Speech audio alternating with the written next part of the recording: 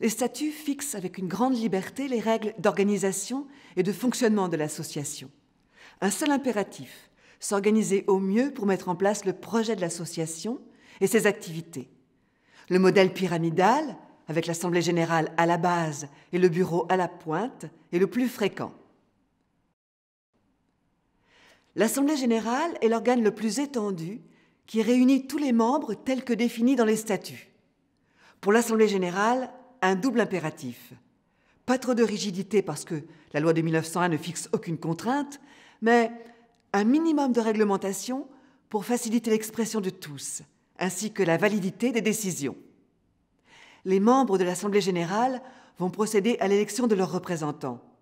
En fonction du nombre de membres et des besoins de l'association, il peut être utile de créer 1 ou 2 organes d'administration.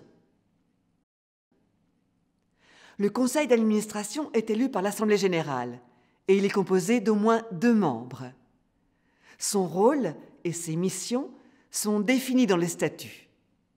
Ces missions peuvent être le pouvoir de gestion et d'administration courante, la décision sur les projets à mener ou non par l'association, l'embauche des salariés, l'élection des membres du bureau, l'ouverture de comptes et la délégation de signatures.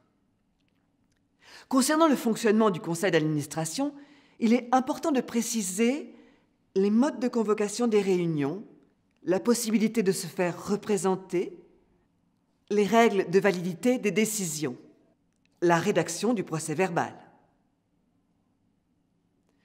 Le bureau est élu par le conseil d'administration. Il en est une formation restreinte et peut se réunir plus souvent. Il met en œuvre les décisions du conseil d'administration. Retenez bien, rien n'est figé en la matière.